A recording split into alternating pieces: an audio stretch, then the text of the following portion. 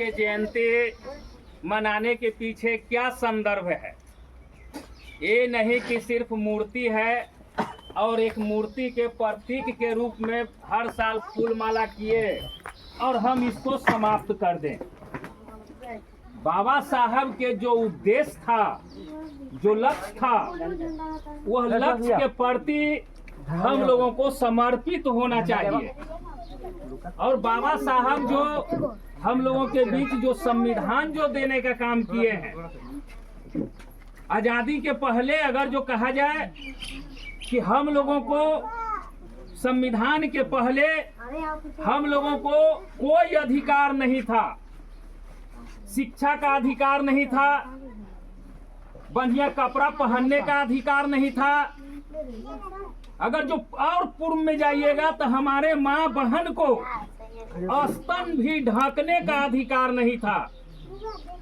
स्तन ढकने पर ब्राह्मणवादी व्यवस्था के लोग, सामंतवादी व्यवस्था के लोग जुल्माना कसता था कि आज तुम्हारे बहू, तुम्हारे बहन, तुम्हारी बेटी स्तन ढक करके चल रहा है।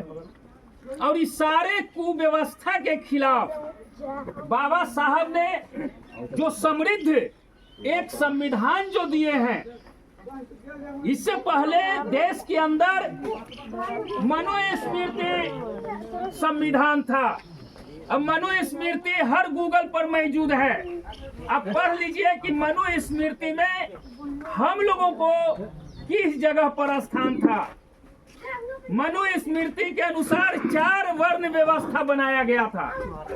सबसे पहला ब्राह्मण कहा जाता है कि मुंह से पैदा लिया है, हम बोल दिए और मुंह से बच्चा निकल गया। क्षत्रिय जो कहा जाता है कि भुजा से पैदा हुआ है। क्षत्रिय ब्राह्मण के सेना था जो उसको ब्राह्मण के हिफाजत करने का काम करता था। वैश्य को कहा गया है कि पेट से पैदा हुआ है। वही वैश्य अन्न जुटाने का काम करता था। उत्पादन से जुड़ा हुआ जो समाज था उसको वैश्य कहा गया। और बाकी तमाम लोग क्षुद्र में हैं, जो कहा जाता है कि क्षुद्र लोग अंगूठा से पैदा हुआ है। तो आज इतना विज्ञान विकसित हो गया है, आज इतना विज्ञान ऊपर बढ़ गया है, क्या आज कोई बच्चा मुंह से पैदा होगा? यह संभव नहीं है। यह कपोल डपोरसंख्य अडम्बरा बनाया गया है।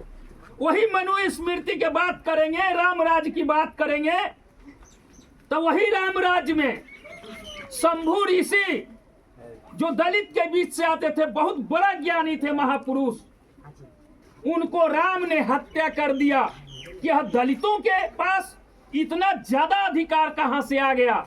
यह असंभव है, यह पाप है, इसलिए कि शिक्षा का अधिकार नहीं था। वही एकलव्य क्षुद्र जाति से थे, धनुष विद्या में इतना न तेज थे कि उनका सामने विश्व का कोई धनुषधर उनके सामने नहीं था। तो इसलिए छल से गुरु दक्षिणा के रूप में अंगूठा उनको कटवा लिया गया कि अंगूठा तुम गुरु दक्षिणा में दे दो, ताकि कल फिर किसी को धनुष के विद्या नहीं दे सके, कोई दलित पिछड़े को धनुष न सिखा सके। और नहीं तो फिर धनुष सीख जाएगा तो हम क्षत्रिय, हम बेकार हो जाएंगे, हमसे यह लोग आगे हो जाएगा, इससे हम मुकाबला नहीं कर पाएंगे। तो इस तरह से आप देखिए कि हर समय हम लोगों के साथ छल किया गया है। लेकिन बाबा साहब के आने के बाद बाबा साहब ने जो संविधान दिया है, वो संविधान के हिफाजत करने का हम लोगों को संकल्प लेना चाहिए। आज केंद्र में भाजपा जो सरकारें हैं, वह लगातार कह रहा है कि संविधान को हम खत्म करेंगे। अगले ही बार विधानसभा लोकसभा के चुनाव में वह 400 पार वोट मांग रहा था। गया में इनके मंत्री, भाजपा के मंत्री कहता है कि 400 पार हमको इसलिए वोट चाहिए ताकि देश के संविधान को बदलना है। तो आप सोच लीजिए, अभी मुस्लिम के ऊपर वक्फ वोट कानून जो है, वक्फ वोट कानून क्या है? वह लोगों को धार्मिक आजादी है। मान लिया कि मेरे पास 5 बीघा जमीन है, हम अंबेडकर साहब के नाम से हम 1 बीघा दान कर दिए कि अंबेडकर साहब के उसमें पार्क और ये सारा चीज बनेगा। उसी तरह से वक्फ बोर्ड है कि मुस्लिम समुदाय अपना दान दिया जमीन कब्रिस्तान के लिए, मस्जिद के लिए, फिर दान दिया कि अनाथ जो बाल बच्चे हैं उनको शिक्षा के लिए, शादी विवाह में उससे मदद हो सके। लेकिन यह भाजपा के सरकार वह वक्फ बोर्ड के जमीन हड़पने के लिए, पूंजीपतियों के जिम्मे देने के लिए, अडानी अंबानी के जिम्मे देने के लिए वह कानून को बदल दिया, संविधान को बदल दिया। जबकि संविधान कहता है कि यहाँ हिंदू, मुस्लिम, सिख, ईसाई सब लोग आपस में भाई हैं। यह सेकुलर देश है, इसका नाम है धर्मनिरपेक्ष देश। और इस देश में सभी जाति, सभी धर्म, सभी संप्रदाय के लोगों को रहने का अधिकार है। लेकिन यह बीजेपी वाले को, भाजपा वाले को यह पसंद नहीं है। लेकिन सबसे बीजेपी के लिए सबसे बड़ा कोई खतरा है तो वह दलित है।